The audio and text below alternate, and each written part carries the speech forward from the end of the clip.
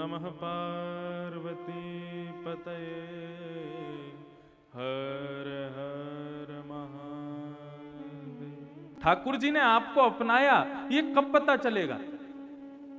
तो उसके सिम्टम्स क्या हैं, उसके लक्षण क्या हैं कि ठाकुर जी ने तुमको स्वीकार किया?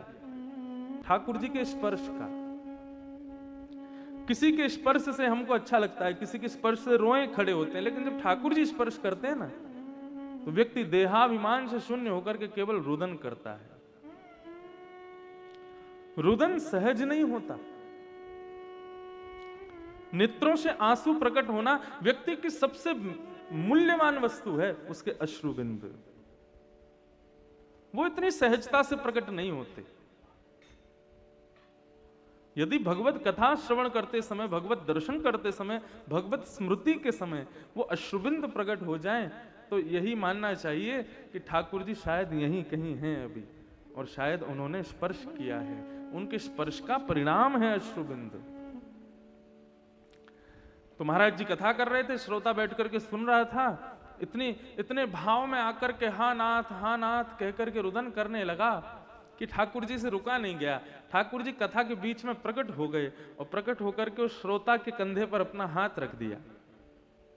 जैसे ही हाथ रखा, श्रोता ने पीछे मुड़ करके देखा तो त्रिभंग लली ठाकुर जी खड़े हैं। ठाकुर जी का मुखमंडल देख करके मुस्कुराने लगा। भगवान बोले, तुम बड़ा करुण भाव से हमको पुकार रहे थे, बड़े भाव विह्वल होकर के हमको याद कर रहे थे, तो हमसे रुका नहीं गया। हम तो तुमको दर्शन देने आ गए, कर लो हमारा दर्शन। बहुत रो रहे थे ना, अब देख लो हमको। भक्त ने प्रणाम किया, नमन करते हुए कहा, बोले प्रभु अभी 1.5 घंटे की कथा शेष रह गई है, पहले वो सुन लूं फिर आपका दर्शन करूंगा। ठाकुर जी किससे प्रेम करते हैं? जो ठाकुर जी की लीला से, ठाकुर जी के चरित्रों से, ठाकुर जी की मंगलमयी कथा से, ठाकुर जी की मंगलमयी वाणी से, और सबसे महत्वपूर्ण ठाकुर जी के वैष्णवों से जो प्रीति करते हैं, ठाकुर जी को वो अति प्रिय है। केवल ठाकुर जी को सर्वस्व माने, उनकी कथा लीला चरित्र, उनके कथा चरित्र, उनके वैष्णव भक्त वृंद आदियों से ज्यादा संबंध ना रखे। ठाकुर जी कहते हैं वो मेरी मूर्ति की सेवा कर रहा है, मेरी सेवा नहीं कर रहा है। कृष्णदास जी कहते हैं ठाकुर जी ने आपको अपनाया, ये कब पता चलेगा? तो उसके सिम्टम्स क्या हैं, उसके लक्षण क्या हैं कि ठाकुर जी ने तुमको स्वीकार किया? अष्ट सखाओं के जो पद हैं ना, ये साधारण पद नहीं है, पूर्ण विज्ञान है, पूर्ण पथ है। एक प्रकार से जैसे वाराणसी से प्रयागराज जाना है तो बोर्ड लगे रहते हैं, कितना किलोमीटर, अब कितना किलोमीटर, ऐसे ही ये बोर्ड के समान है अष्ट सखाओं के पद। ये आपको समय समय पर संकेत करेंगे कि अब ठाकुर जी की प्राप्ति कैसे करनी है, कैसे जीवन यापन करना है, कैसे सेवा करनी है। सबके भाव अष्ट सखाओं ने बताए हैं। तो यहां स्पष्ट करते हैं कि हरिजन संगे हरि उर आने। उर में ठाकुर जी कैसे आएंगे? बोले किसी हरिजन के माध्यम से ही आएंगे, किसी भक्त के माध्यम से ही आएंगे। मीराबाई की दीक्षा भूमि है काशी। मीराबाई को यहीं दीक्षा प्राप्त हुई, यहीं गुरुजन प्राप्त हुए, श्री रैदास जी। उन्हीं के माध्यम से गिरधर गोपाल मीराबाई के जीवन में आए। काशी तो ना जाने कितने भक्तों की भूमि है। आज जैसे जैसे बढ़ रहे हैं यहां पर आगे, तो नए नए पता चल रहे हैं। आज मैं नाव से नहीं, गाड़ी से आया तो पता चला ये रानी लक्ष्मीबाई की भी जन्मभूमि है, इसलिए उनको मणिकर्णिका कहते थे। पहले नहीं पता था मुझे, अभी पता चला। कोई बचा नहीं मेरे ख्याल से, काशी से तो कोई नहीं बचा। हमारे ब्रज के कितने भक्त यहां हो करके गए, और कहां कहां क्या क्या बताएं। तो श्री रैदास जी ने ही मीराबाई को ठाकुर जी प्रदान किए। रैदास जी मीराबाई के गांव में गए थे प्रवचन करने के लिए। तो रैदास जी तो बैठ करके प्रवचन करते थे, बगल में एक सिंहासन पर उनके ठाकुर जी बैठे रहते थे। मीराबाई ने जब वो ठाकुर जी देखे तो ठाकुर जी देख करके अपनी माँ से पूछने लगी, माँ ये कौन है जो इनके संग में बैठे हैं? ये गिरधर स्वरूप में जो बैठे हैं ये कौन है? बोले तू चुप बैठी रहे, प्रवचन सुनने दे, महाराज जी कुछ कह रहे हैं सुनने दे। लेकिन मीराबाई घूम फिर के आवे, फिर पूछे, मैया इनसे पूछो ना, इनके बगल में बैठे हैं ये कौन है? जब प्रवचन पूर्ण हुआ तब मीराबाई के मां ने जाकर के रैदास जी से पूछा, बाबा मेरी लाली बार बार पूछ रही है ये आपके बगल में जो बैठे हैं सिंहासन पे कौन है? मैंने इसको बताया ये आपके जय जय हैं, आपके ठाकुर जी हैं, लेकिन आप ही इसको अपने मुख से बताओ ये कौन है? रैदास जी कहते हैं, बिटिया यहां आओ, ये हमारे ठाकुर जी हैं, हम इनकी सेवा करते हैं। वो तो ठीक है, इनका नाम क्या है? रैदास जी ने बताया, इनका नाम है गिरधर गोपाल। अब तो गिरधर गोपाल नाम सुनते ही मीराबाई तो मंत्र मुग्ध हो गई, नेत्रों से आंसू प्रपात करने लगी, छोटी सी बालिका मीरा। रैदास जी बोले, क्या हुआ बिटिया? बोले, महाराज जी आपको मैं कैसे बताऊं, ये इनका और मेरा पूर्व जन्म का संबंध है। रैदास जी बोले, कैसे संबंध है? बोले, मैं द्वापर में एक माधवी नाम की गोपी बन के गई थी ब्रजमंडल, इनके सखा उसके साथ मेरा विवाह हुआ था, लेकिन मेरी माँ ने पढ़ा लिखा के भेजा था कि तू अपने ससुराल जा तो रही है, लेकिन अपने पति के मित्र कृष्ण से सावधान रहना। क्यों? बोले, वो जब जिसको देखता है, जिसको अपने मुखमंडल से देख लेता है, अपनी तिरछी चितवंत को दिखा देता है, उसको अपना बना लेता है, उससे बच के रहना। मैं जब ब्रज पहुंची तब मुझसे मिलने के लिए ये आए थे, लेकिन मैंने अपनी मैया की बात मान करके घूंघट कर लिया, इनको अपना मुख नहीं दिखाया। इन्होंने खूब कहा कि मुझे अपना मुख दिखाओ, लेकिन मैंने दिखाने से इनकार कर दिया तो इन्होंने मुझे श्राप दे दिया। तुझे रूप का बहुत गुमान है ना माधवी, तुझे श्राप देता हूं, तो इसी रूप को देखने के लिए तड़पेगी। और समय आया जब इंद्र ने हमारे ब्रजमंडल पर आक्रमण किया, और उस आक्रमण से ब्रजवासियों की रक्षा करने के लिए इन्होंने जब अपनी इकन्नी उंगली पर, कनिष्ठ उंगली पर जब गोवर्धन धारण किया, तब मेरे नेत्र खुले कि अरे मीरा, अरे माधवी, तू किससे अपना चेहरा छुपा रही है? ये साधारण नहीं है, तेरी मां ने गलत पढ़ाया है तुझे। ये तो वो हैं जिनको एक बार मुखमंडल दिखा दो, जिनके सामने एक बार खड़े हो जाओ तो जीवन के सारे चक्कर खत्म हो जाते हैं। संसार में देखना और दिखाना केवल इन्हीं को ही चाहिए, और तेरी मां ने इन्हीं से तुझे वंचित कर दिया। चल माधवी, इनके सामने जाती हूं, आज अपना मुखमंडल दिखाती हूं। मैं गई और सामने जाकर के जैसे ही मैंने घूंघट ऊपर किया, वो तो मुझे देख रहे थे, लेकिन मुझे वो दिखाई नहीं दिए, क्योंकि मुझे श्राप दिया था कि मैं नहीं दिखूंगा। मैंने चरणों में प्रणाम करते हुए खूब क्षमा मांगी कि मुझे क्षमा कर दो। तब ये गिरधर गोपाल कहते हैं कि अब तो माधवी श्राप लग गया, अब ये श्राप तेरा किसी संत के द्वारा दूर होगा, और इस जन्म में नहीं, अगले जन्म में पूर्ण होगा। तेरे गांव में एक महाराज आएंगे, मेरे स्वरूप को लेकर के आएंगे, मेरे स्वरूप को देखते ही तुझे अपने पूर्व जन्म की सारी स्मृतियां आ जाएंगी। उन महाराज जी से कृपा करके मेरे स्वरूप को ले लेना, फिर मैं सदा सर्वदा तेरे पास ही रहूंगा। मीराबाई ने जब ये कथा सुनाई और कहा, महाराज ये स्वरूप अब मुझे दे दीजिए ना। रैदास जी तो असमंजस में पड़ गए, क्या करूंगा मैं? इतने वर्षों की मेरी सेवा, इतने वर्षों से इनको मैंने पूजा, इतने वर्षों से इनकी सेवा कर रहा हूं, मेरे प्राण बसते हैं इनमें, और ये बालिका कह रही है मुझे दे दो। बेटा ये खिलौना नहीं है। बोले, मैं कब कहती हूं ये खिलौना है? मैं तो आपको बता रही हूं ना, मेरे पूर्व जन्म का संबंध है इनसे, ये आपके माध्यम से ही आने वाले थे मेरे पास में, आप दे दीजिए इनको। रैदास जी ने मना कर दिया तो मीराबाई ठाकुर जी की ओर देख करके कहती है, संत हृदय तो नवनीत के जैसा होता है केशव, पत्थर तो तुम हो। पिछले जन्म में भी मुझे तड़पाया था, अब भी तड़पाओगे, लेकिन इस बार मैं आपके इस तड़प को, इस कठोर भाव को सहन नहीं करूंगी। 3 दिन का समय मैं आपको देती हूं, या तो खुद ब खुद मेरे पास आ जाना, नहीं तो ये मीरा अपने प्राण त्याग देगी। और ऐसा कहकर के छोटी सी कन्या चली गई अपनी मां के साथ। रैदास जी चिंतन में बैठे हैं कि ये हो क्या रहा है। ये छोटी सी बालिका ये सेवा के बारे में क्या जानती है, कृष्ण के बारे में क्या जानती है, ये कैसे जानती है मेरे ठाकुर जी को।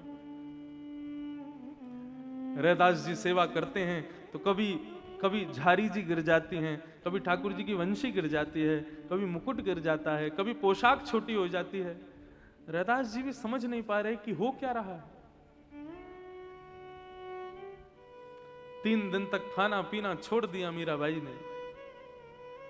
अंत तो गत्वा रैदास जी रात्रि में जब सोए थे तो स्वप्न में श्याम सुंदर प्रकट हो गए, और जैसे मानो कोई बहुत दीनहीन सा बनकर के कहता है ना, ऐसे ठाकुर जी बड़े दीन से बनकर के मानो जैसे प्रार्थना करते हुए रैदास जी से कहते हैं, रैदास जी मैं आपकी सेवा से बहुत प्रसन्न हूं, मुझे आपके साथ बहुत सुख मिलता है, बहुत आनंद आता है, परंतु मैं आपके पास इसीलिए आया था ताकि आप मुझे मीरा को दे दो। अब आपकी सेवा पूर्ण हो गई है, आप मुझे उन्हीं को प्रदान कर दीजिए। कोई कैसे अपने ठाकुर जी को किसी और को दे सकता है? जो पूजा करता है वो दे सकता है, लेकिन जो सेवा करता है उसके तो प्राण हैं, वो कैसे दे सकता है? लेकिन श्री रैदास जी ने जब ठाकुर जी की इच्छा को समझा, जब ठाकुर जी की इच्छा को सुना, अपने हृदय के स्वरूप अपने ठाकुर जी को अर्धरात्रि में उठा करके हृदय से लगाते रुदन करते हुए रैदास जी गए और अचेत अवस्था में पड़ी हुई मीराबाई को जाकर के अपने ठाकुर जी प्रदान कर दिए। तब एक पद भी गाया उन्होंने, ले मीरा है गिरधर तेरा, सेवा पूर्ण भई अब मेरी, जागा भाग्य है तेरा, सेवा बड़े भाव से करियो, ना रहे कोई तेरा, ले मीरा है गिरधर तेरा। जाकर के मीराबाई को अपने ठाकुर जी प्रदान कर दी। बंधुओं, सेवा का एक स्वभाव सुनिए, बहुत ध्यान से सुनिएगा इस बात को। राम कथा की एक प्रसंग के माध्यम से सुनिए।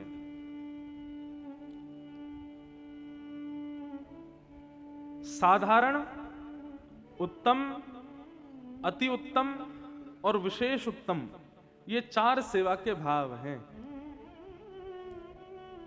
राम, भरत, लक्ष्मण और शत्रुघ्न, इन चारों भाइयों में ये अलग अलग 4 सेवा के भाव विद्यमान हैं। बहुत ध्यान से सुनिएगा। साधारण, उत्तम, अति उत्तम, विशेष उत्तम। साधारण भाव किसके अंदर है? चारों में से साधारण सेवा किसकी है? चारों में से, राम, भरत, लक्ष्मण, शत्रुघ्न में से चारों साधारण सेवा किसकी है? हाँ, वो तो पता ही है, नाम उन्हीं का ही बोलोगे, सुना है। राम जी की, राम जी की जो सेवा है अपने माता पिता के प्रति, वो एक साधारण सेवा है। पिता ने आज्ञा की कि बेटा तुम्हारी मां ने 2 वरदान मांगे हैं। पहला वरदान 14 वर्ष राम वनवासी, और दूसरा वरदान मांगा है कि भरत को राज्य गद्दी। अपनी पिता की आज्ञा मान करके तुरंत राम जी ने मन बना लिया कि अब मैं वन में चला जाऊंगा। आगे पीछे का कोई विचार नहीं किया, साधारण पिता की आज्ञा मान के राम जी जाने को तैयार हो गए। लेकिन राम जी से श्रेष्ठ उत्तम भक्ति किसकी है? उत्तम सेवा किसकी है? लक्ष्मण की। क्यों? जैसे ही राम जी को वन में जाने का आदेश हुआ पिता के द्वारा, राम जी सीधे लक्ष्मण जी के पास गए और लक्ष्मण जी से जाके बोले, लक्ष्मण 14 वर्ष के लिए वन में जा रहे हैं, भरत और शत्रुघ्न दोनों अपने मामा के यहां गए हैं, इसलिए मेरे जाने के बाद जब तक वे दोनों नहीं आ जाते तब तक तुम ही ज्येष्ठ पुत्र हो पिताजी के। इसलिए मेरे जाने के बाद पिता, मां और पूरी अयोध्या की रक्षा का दायित्व तुम्हारा है। तुम सबकी सेवा करना, तुम सबकी रक्षा करना। लक्ष्मण जी मुस्कुराने लगे, कहने लगे, आप सोच भी कैसे सकते हो कि आप जाओगे और मैं यहां रहूंगा? मैं आपके संग चलूंगा भैया। राम जी कहने लगे, बड़े भैया की आज्ञा मानना छोटे भैया का कर्तव्य है, धर्म है, सर्वस्व है। यदि मेरी आज्ञा नहीं मानोगे तुमको फिर दंड मिलेगा, तुमको पाप लगेगा, और तुम्हारा जो सेवा धर्म है वो नष्ट हो जाएगा। सेवा का स्वरूप कहता है अपनी स्वामी की आज्ञा का पालन करो। इसलिए मेरी आज्ञा है तुमको यहीं रहना है, तुम नहीं जाओगे, माता पिता की सेवा करोगे। तो यहां पर लक्ष्मण जी का उत्तम भाव प्रकट होता है। और लक्ष्मण जी क्या कहते हैं, बोले भैया आप मुझे आज्ञा कर रहे हैं, ये आज्ञा पालन करने का भाव कब तक रहेगा? जब तक मैं जीवित हूं। अपनी पिता की आज्ञा को मानना, गुरु की आज्ञा को मानना, ज्येष्ठ भ्राता की आज्ञा को मानना, यह शरीर का धर्म है, आत्मा का धर्म नहीं है। इसलिए आप निकलिए अयोध्या से। आप जैसे ही पहला पग अयोध्या से बाहर रखेंगे, लक्ष्मण के प्राण निकल जाएंगे। शरीर यहीं रहेगा, आपकी आज्ञा मानेगा, शरीर अयोध्या में रहेगा, लेकिन आत्मा आपके साथ वन में जाएगी। आत्मा को आप नहीं रोक सकते। अब सोच लीजिए आपको क्या करना है। अभी भी यदि आप अपनी आज्ञा पर अटल हैं तो मैं आपकी आज्ञा स्वीकार करने को तैयार हूं, मेरा शरीर आपकी आज्ञा मानेगा, लेकिन आत्मा को आप नहीं रोक सकते भगवान। आत्मा तो वहां जाएगी जहां राम जाएंगे, आत्मा आपके संग जाएगी। तो जहां पर राम जी की सेवा, राम जी की भक्ति साधारण है, वहां लक्ष्मण जी उनसे एक कदम आगे हैं। लक्ष्मण जी की उत्तम भक्ति है, लेकिन अति उत्तम भक्ति किसकी है? अति उत्तम भक्ति है भरत जी की। कैसे? भरत जी महाराज जब चित्रकूट पहुंचे हैं, रघुनाथ जी के चरणों में जाके प्रार्थना करते हैं और निवेदन करते हैं कि भगवान अब आप वापस चलिए। पिता महाराज जी भी अपने प्राणों का त्याग करके चले गए हैं, इसलिए अब आपको वापस चलना चाहिए, क्योंकि ज्येष्ठ पुत्र आप हैं, आपको अयोध्या का राजपाट संभालना चाहिए। राम जी वहां पर बड़े धर्म समझाते हैं और भरत जी से कहते हैं कि भरत देखो, अयोध्या की राजा की आज्ञा है कि वन में जाना है 14 वर्षों के लिए। दूसरी बात, अयोध्या के राजा मेरे पिता हैं, तो कोई एक आज्ञा नहीं है मुझे, पिता की भी आज्ञा है, राजा की भी आज्ञा है, इसलिए दोनों आज्ञाओं का पालन करना मेरा कर्तव्य है। भले ही राजा नहीं रहे हों, भले ही पिता नहीं रहे हों, लेकिन जब वो थे तब उनकी आज्ञा थी कि ऐसा करना है, तो अब तो मैं 14 वर्ष पूर्ण करके ही आऊंगा वापस। भरत जी कहते हैं तो इसका मतलब आपके लिए राजा की आज्ञा सर्वोपरि है? राम जी कहते हैं हाँ, राजा की आज्ञा सर्वोपरि है। तो फिर भगवान एक नियम लागू होता है, पिता की अनुपस्थिति पर ज्येष्ठ पुत्र जो होता है वो नगरी का राजा माना जाता है। पिता के जाने के बाद ज्येष्ठ पुत्र राम वन में चले गए हैं, और राम जी के बाद यदि ज्येष्ठ पुत्र कोई है तो वो है भरत।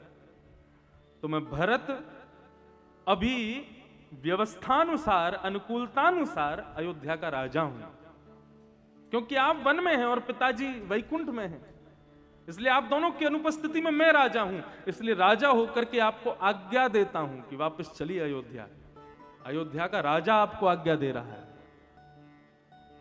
अब तो आप पालन करेंगे। आप अभी अभी मुझे बहुत समझा रहे थे कि राजा की आज्ञा माननी चाहिए, राजा सर्वोपरि होता है, राजा की आज्ञा ना मानने से प्रजा को ये पाप लगते हैं। तो फिर ठीक है, अयोध्या का राजा मैं हूं, और मैं आपको आज्ञा देता हूं कि वापस चलिए। अब तो आप चलेंगे। उस समय रघुनाथ जी नीची नजर करके बैठ जाते हैं और अपनी बातों के ही जाल में खुद ही फंस जाते हैं, और फिर मन बनाते हैं कि भैया अब हमें चलना चाहिए। एक बार बोटिंग और होती है, बोट दिलवाते हैं भगवान, जितने लोग आए सब लोग बताओ क्या करना चाहिए, तो सब भरत जी की बात को मजबूत बताते हैं। कहां तक कहें, लक्ष्मण और श्री सीता जी भी कहती है नहीं भरत भैया सही करें, अब हमको वापस चलना चाहिए। भगवान बोले एक वोट भी हमारे पक्ष में नहीं आया, सारे वोट भरत के पक्ष में गए हैं।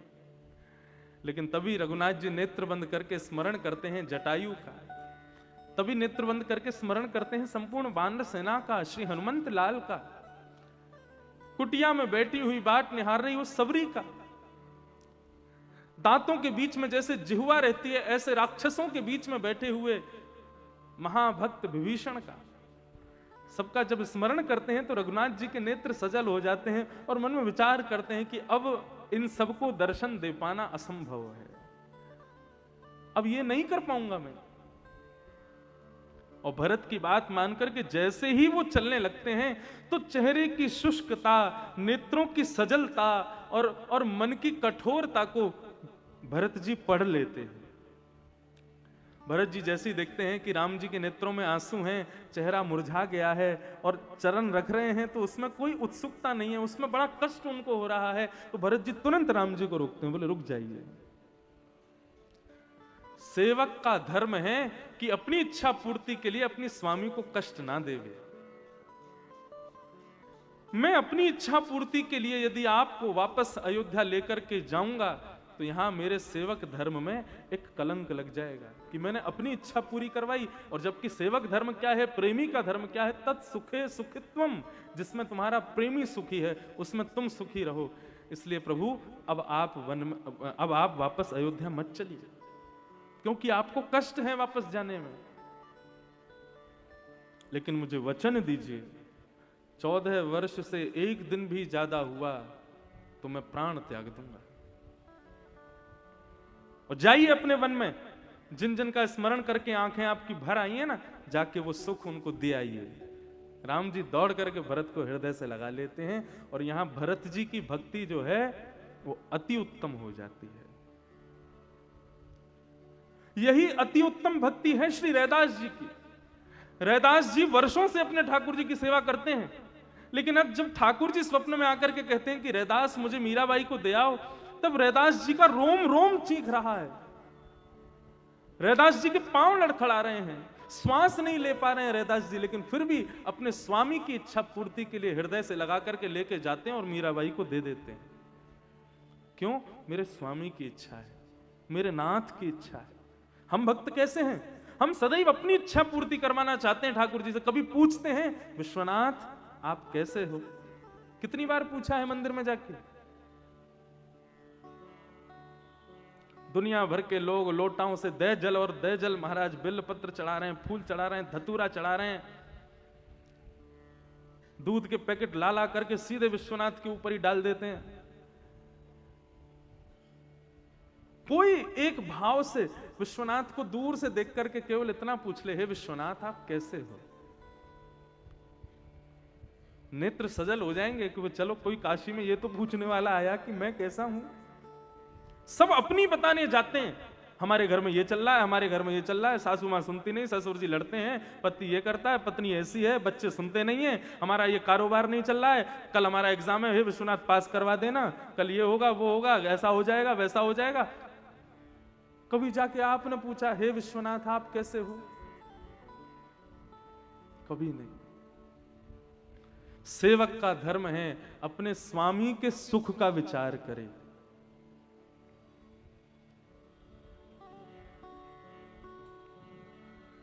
हम तो यही करते हैं। हम तो बद्रीनाथ भी जाते हैं ना, तो बद्रीनाथ शंख चक्र गदा पद्मधारी श्रीमन नारायण बैठे हैं, नेत्र बंद करके बैठे हैं, तपस्या में बैठे हैं, और हम रहे ब्रजवारे। हम ब्रज वाले जब अपने ब्रज के ठाकुर को ऐसी तपस्या की मुद्रा में देखते हैं तो मन बड़ा खिन्न सा हो जाता है कभी कभी। तो जब मैं दर्शन करता हूं तो धीरे धीरे वहीं से कहता रहता हूं मैं लाला। सब कहते हैं हे नाथ बद्रीनाथ, हे विष्णु भगवान, हे नारायण, हे ये। हम तो सीधे यही कहें लाला नंद बाबा की याद ना आवे तो कोई यहाँ भोजन पानी सब चैनते मिले कि ना। वो कथा सुनाते हैं ना कि जब श्रीनाथ जी जब उदयपुर में विराज गए, उदयपुर के पास, तो ब्रजवासी दर्शन करने गए श्रीनाथ जी का, ये पीछे खड़े हैं। तो जैसे ही ब्रजवासियों ने दर्शन किया तो आपस में दोनों ब्रजवासी बोले लाला थोड़ा दुखी सा लग रहा है, ऐसा लग रहा है लाला सुखी ना है, लाला प्रसन्न ना है। आपस में दोनों ब्रजवासी बात करने लग रहे थे कि लाला को कैसे भी हंसा के जानो है। अरे भैया हम इतनी दूर से चल के आए हैं, हमारो लाला ऐसो माटी को मथोना बन के बैठो है, मुरझायो भयो बैठो है, हमने या को हंसायो नहीं तो हमारो आनो कहा भयो। सब जय जयकार कर रहे थे, बोल कृष्ण कन्हैया लाल की जय, श्री गोवर्धन नाथ की जय, श्याम सुंदर यमुने महारानी की जय, वल्लभाधीश की जय। सब लोग जय जयकार कर रहे थे और श्रीनाथ जी ऐसे ही खड़े थे। जब सबका जय जयकार पूर्ण हो गया, श्रीनाथ जी अभी भी ऐसे ही खड़े थे, तो वो दोनों जो ब्रजवासी खड़े थे बोले देख लाला देख बेचारो कैसो मुरझाया सो खड़ो है, एक ऐसा जय जयकार बोल दे कि लाला मुस्कुरा जाए। तभी दूसरा बोलो बोल वृषभानु के जमाई की, और जैसे ही कही वृषभानु के जमाई की जय, इतने में ही श्रीनाथ जी के नेत्र ऊपर हो गए, चेहरे पर मुस्कान आ गई, दो दतुइयां दिखने लगी। एक क्षण के लिए ठाकुर जी मुस्कुरा गए और मुस्कुरा के फिर अपने व्यवस्थित हो गए। दोनों ब्रजवासी बोले हाँ अब चैन पड़ो छाती को, हमारो लाला खुश तो भयो, हमारो लाला प्रसन्न तो भयो। सेवक का धर्म क्या है? अपने प्रियतम के सुख का विचार करें। हम सुख का विचार क्यों नहीं कर पाते? हम अपने दुख बताने से पीछे हटें तो सुख का विचार करें। अपने कष्टों को ही इतना बता देते हैं कि विश्वनाथ कहते हैं तू इतना दुखी है तो तू मुझसे क्या पूछेगा। ऐसा नहीं है कि मैं ये कहना चाहता हूं कि विश्वनाथ दुखी हैं या परमात्मा दुखी है ना, वो तो सदा प्रसन्न रहते हैं। चिदानंद रूप शिवोहम शिवोहम, वो तो सदैव प्रसन्न रहते हैं। और जो सदैव प्रसन्न रहता है ना, लोग दुख भी उसी को ही सुनाते हैं। भाई तू तो हमेशा खुश रहता है, हमारे दुख सुन ले। इसलिए ठाकुर जी के सामने जाके स्वतः दुख प्रकट होते हैं, क्योंकि वो प्रसन्न ही रहते हैं। लेकिन कहने की केवल इतनी बात है, कोई जरा सा पूछ ले कि तुम कैसे हो, मन को इतनी ठंडक मिलती है कि इतनी ठंडक हमको जनवरी की सर्दी के कोहरे में भी नहीं मिलती होगी। कोई पूछ ले तुम कैसे हो। आज यही करना, अक्षय नवमी है आज जो करोगे उसका अक्षय गुना फल होता है। आज विश्वनाथ के दर्शन करना और विश्वनाथ को प्रणाम करके अपने पूजा पाठ की जो पद्धति है तुम्हारी वो सब लीला पूजा करके और फिर विश्वनाथ से बस पूछ लेना, हे विश्वनाथ आप कैसे हो। याद रखना, अक्षय नवमी पर ये पूछ लिया ना कैसे हो, तो साल भर की विश्वनाथ जिम्मेवारी रखेंगे कि वो तुमसे पूछे तुम कैसे हो। सब ठीक है ना, सब मंगल है ना, प्रसन्न है ना। तुमने अक्षय नवमी को मुझसे पूछा मैं कैसा हूं, साल भर की मेरी जिम्मेवारी कि मैं पूछूंगा तुम कैसे हो। बंधुओं, पूजा की पद्धति, सेवा की पद्धति अलग अलग होती है। पूजा मतलब षोडशोपचार, नित्योपचार, ये हो गई पूजा। और सेवा क्या है? बोले राजोपचार। सेवा राजोपचार से होती है। हमारी ब्रज की सेवा षोडशोपचार से नहीं है, हमारी ब्रज की सेवा राजोपचार की है। वहां राजा महाराज धीराज की तरह ठाकुर जी को पूजा जाता है, ब्रज के लाला की तरह, अपने अपने छोटे बालक की तरह उनकी सेवा की जाती है। राजोपचार भी है और बालोपचार भी है, दोनों का मिश्रण है ब्रज में। इसलिए वहां आज भी श्याम सुंदर निवास करते हैं। तो भरत जी का धर्म कौन सा है? अति उत्तम। लेकिन शत्रुघ्न जी का जो धर्म है वो है विशेष उत्तम, अति विशेष। राम जी, भरत जी, लक्ष्मण जी तीनों पीछे छूट जाते हैं, शत्रुघ्न जी का वो धर्म है। शत्रुघ्न वो पात्र है जो रामलीला में पर्दे के पीछे रहते हैं। काशी की रामलीला भी बड़ी प्रसिद्ध है। यहां की रामलीला बताते हैं कितने महीनों से उसकी तैयारियां शुरू हो जाती हैं। देखने का अवसर तो नहीं मिला मुझे, लेकिन मैंने सुना केवल। बिना लाइट बिना माइक के रामलीला होती है, लाखों लोग सुनते हैं, लाखों लोग दर्शन करते हैं। और कहते हैं एक क्षण के लिए कोई ऐसा प्रसंग आता है उसमें राम जी का आवेश उस बालक में आता है जो राम जी का रूप धारण करता है। शत्रुघ्न जी सदा वो पात्र रहे रामायण के जो बैकफुट पर रहे हमेशा। लेकिन शत्रुघ्न जी का धर्म कैसा? रघुनाथ जी चले गए 14 वर्ष के लिए वन में, लक्ष्मण भैया उनके साथ चले गए, और भरत जी जब चित्रकूट से लौट करके आए तो लौट करके आके भगवान की पादुका को राज सिंहासन पर विराजमान कर दिया, और राज सिंहासन पर पादुकाओं को विराजमान करके भरत जी चले गए नंदग्राम। और नंदग्राम में एक जमीन में गड्ढा करके नीचे एक छोटी सी गुफा बना करके भरत जी उसमें बैठ गए। शत्रुघ्न जी बड़े संकोच में कि मैं क्या करूं। दो भैया वन में चले गए, एक भैया यहां बैठे हैं। अब जैसे लक्ष्मण के प्राण बसते हैं रघुनाथ जी में, वैसे ही शत्रुघ्न के प्राण बसते हैं भरत जी में। शत्रुघ्न जी नीचे जाते हैं और जाकर के भरत जी से प्रार्थना करते हैं, भैया आप वापस अवध नहीं चलोगे? भरत जी क्रोध में भर करके देखते हैं, क्यों जाऊं मैं अवध में? जिस अवध में देखने को राम नहीं, जिस अवध में देखने के लिए लक्ष्मण नहीं, जिस अवध में प्रणाम करने के लिए मां सीता नहीं, वहां क्या करूंगा मैं रह करके? 14 वर्षों के लिए यहीं ध्यान उपासना करूंगा। मेरे रघुनाथ प्रिय रहें, प्रेम से रहें, उनको किसी भी प्रकार की बाधा वन में ना आवे, उनके लिए तपस्या करूंगा। और शत्रुघ्न मैं तुम्हें आज्ञा देता हूं, बड़े भाई की आज्ञा मानना तुम्हारा कर्तव्य है। 14 वर्षों तक तुम भी यहां नहीं आओगे, क्योंकि जब जब तुम्हारा चेहरा मैं देखूंगा तब तब मुझे बार बार याद लक्ष्मण की आएगी, राम जी की आएगी, और तुम्हारे स्मरण करके, तुमको देख करके उनकी स्मृति ज्यादा होगी, तो मैं अपने तप को पूर्ण नहीं कर पाऊंगा। इसलिए तुम भी मत आना मेरे पास। और याद रहे,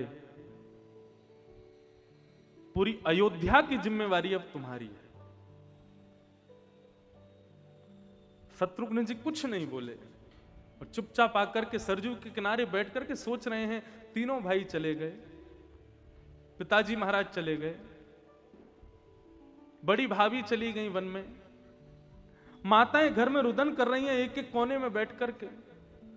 पूरी अयोध्या नगरी की स्थिति ऐसी है कि कोई किसी से बोलता नहीं है, और ऐसी स्थिति में मैं अपना दुख किसको कहूं? तब शत्रुघ्न जी अपने नेत्रों के आंसू को पोंछते हैं और उठ करके अवध में जाते हैं, और जाकर के दूर बैठी हुई, 3 दिन से भोजन भी नहीं किया है जिन्होंने, उन कौशल्या मैया की गोद में जाकर के लेट जाते हैं, मानो कौशल्या के राम बन जाते हैं।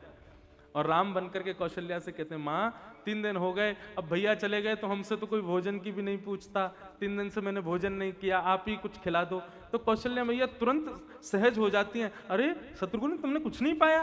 बोले नहीं मां, मैंने कुछ नहीं खाया। तो कौशल्या जी जाती हैं रसोई घर में, जल्दी से भोजन सिद्ध करती हैं, और कौशल्या जी के लिए मानो राम बनकर के शत्रुघ्न जी उनके हाथों से रोटी खाते हैं। कौशल्या जी को सुख दे करके फिर कैकेयी मां के पास जाते हैं, उनके चरण दबाते हैं, उनके बालों को संभालते हैं, उनके पूरे रूप को संभालते हैं, उनको हृदय से लगाते हैं, उनको सुख प्रदान करते हैं। अयोध्या नगरी के प्रत्येक मानव के घर जाते हैं और जा जा करके उनके उत्साह का वर्धन करते हैं।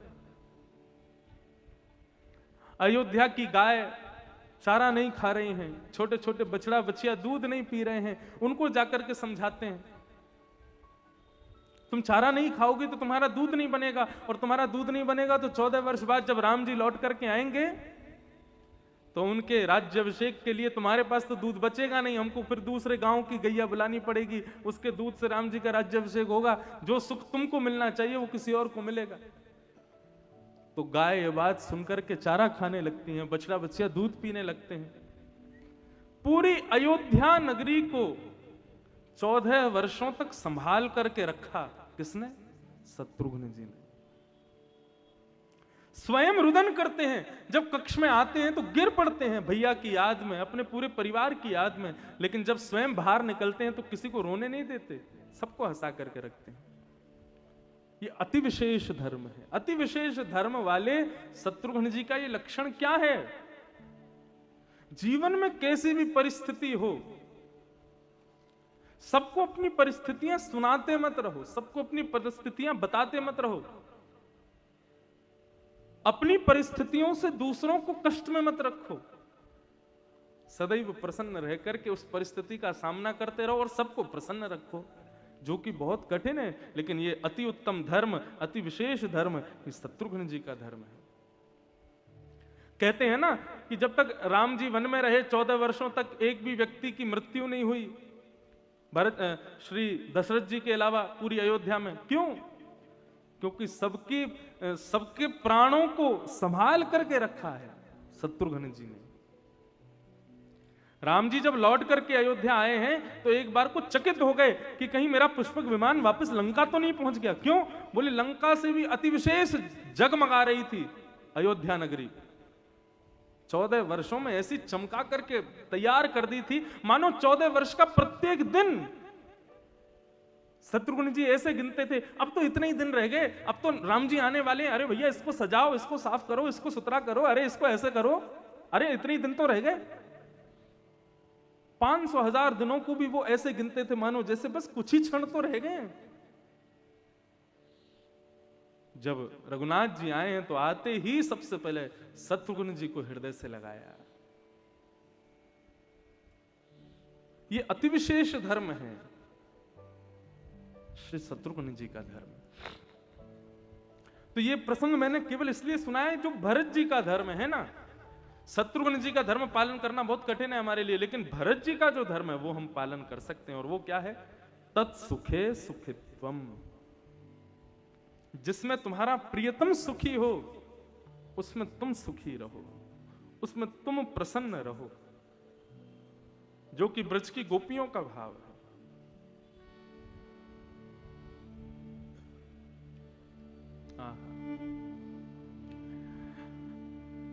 तो ये मीराबाई की दीक्षा भूमि काशी है। कल हम लोगों ने श्रवण किया कि भगवान 1 वर्ष के हो गए लेकिन अभी तक नामकरण संस्कार नहीं हुआ ठाकुर जी का। 1 वर्ष के ठाकुर जी है गए तब श्री गर्गाचार्य जी महाराज पधारे। और गर्गाचार्य जी ने जैसे ही वृंदावन पधारे तो उन्होंने ठाकुर जी का रूप देखा और ठाकुर जी ने अपना चतुर्भुज रूप दिखाया। उससे वे समझ गए कि साक्षात नारायण है। लेकिन गर्गाचार्य जी को भगवान ने मना कर दिया कि मेरा यह स्वरूप किसी को बताना मत कि मैं कौन हूं। बंधुओं, प्रभुता छुपाई कहां जाती है? जहां पर प्रेम होता है। मैं इतना बड़ा आदमी हूं, इतना धनवान हूं, मेरी इतनी प्रॉपर्टी है, मैं इतना बलवान हूं, मेरी यहां तक की पहुंच है, ये कहां बताई जाती है? जहां पर प्रेम नहीं होता, जहां पर प्रदर्शन होता है। लेकिन जहां प्रेम होता है वहां व्यक्ति सदैव चाहता है कि मैं खुद को छुपाऊं, अपनी प्रभुता को बचाऊं। ब्रज इसलिए श्रेष्ठ है क्योंकि परमात्मा नारायण ने आकर के अपनी प्रभुता को छुपाया है। वो नहीं चाहते कि ब्रजवासियों को पता चले कि मैं कौन हूं। और लीला भी ऐसी करते हैं कि कोई लीला विशेष कर भी देते हैं तो योग माया से आज्ञा कर देते हैं कि सबको ऐसा, ये जो भी मैंने किया ये सब धूमिल कर दो, किसी को ये ना पता चले कि मैं भगवान हूं, मैं परमात्मा हूं। ये प्रेम का स्वरूप है कि प्रेम में प्रभुता छुपाई जाती है।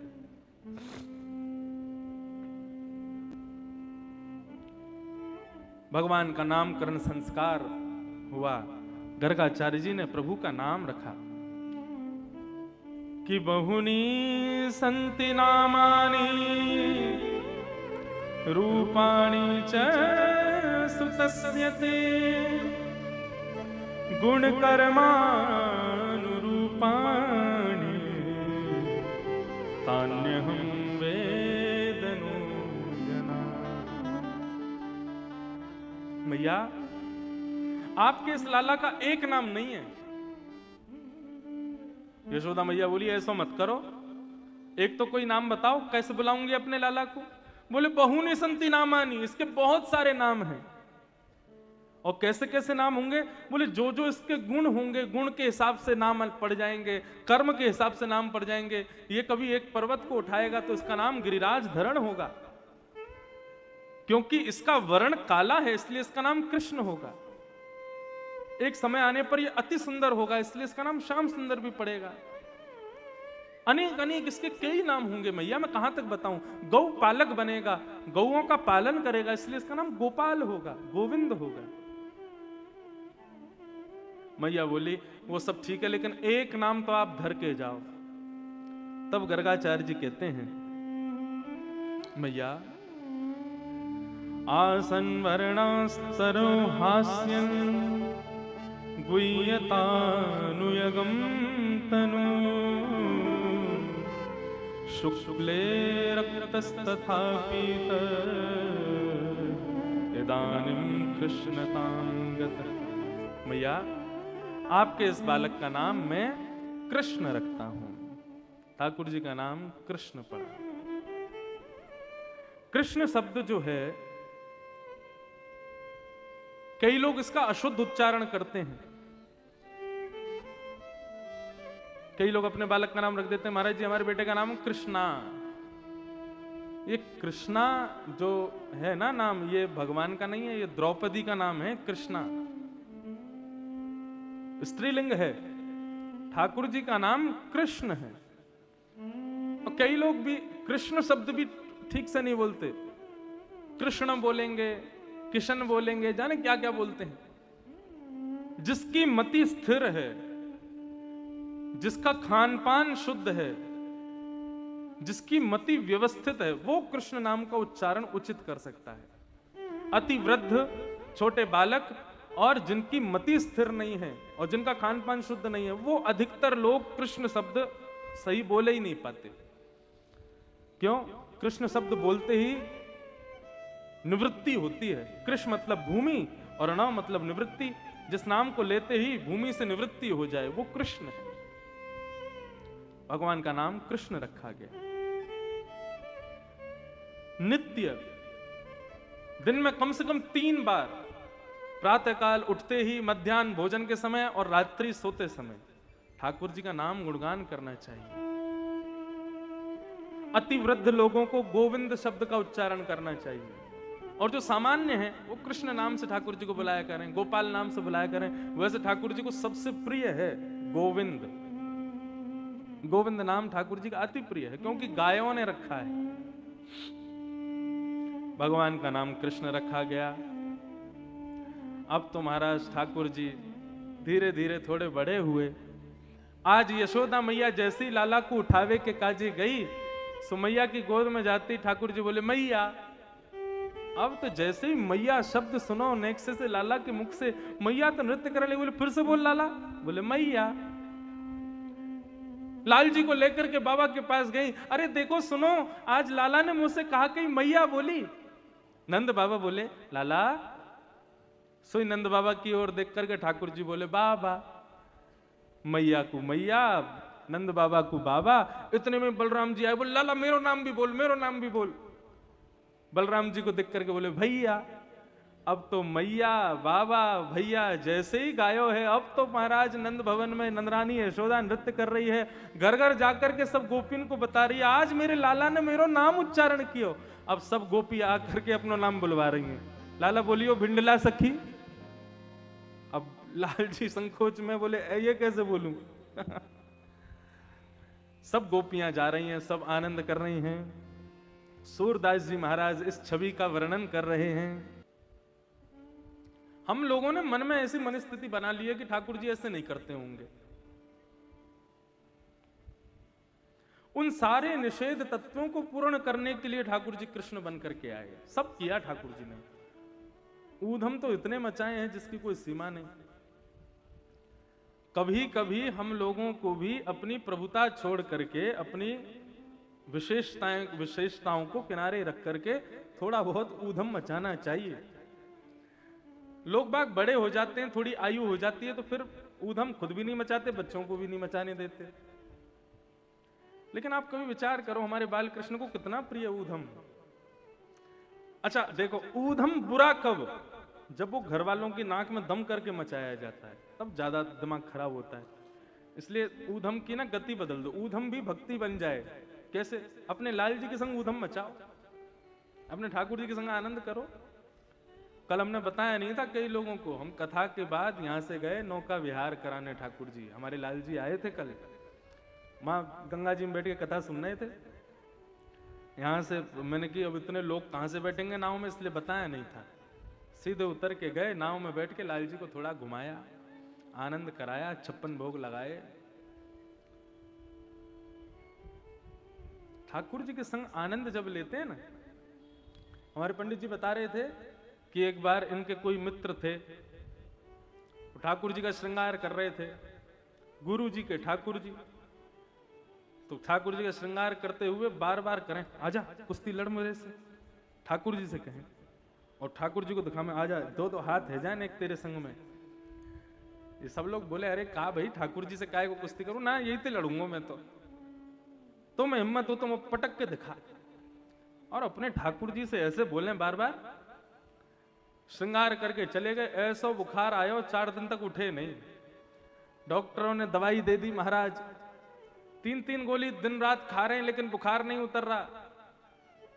तब एक चेला ने बताई, बोले गुरुजी आपके ठाकुर जी के संग कुश्ती लड़ रहा था ये बोल रहा था मुझे पटक के देखा, ठाकुर जी ने ऐसा पटको 3 दिन है उठे ही नहीं पा रहा।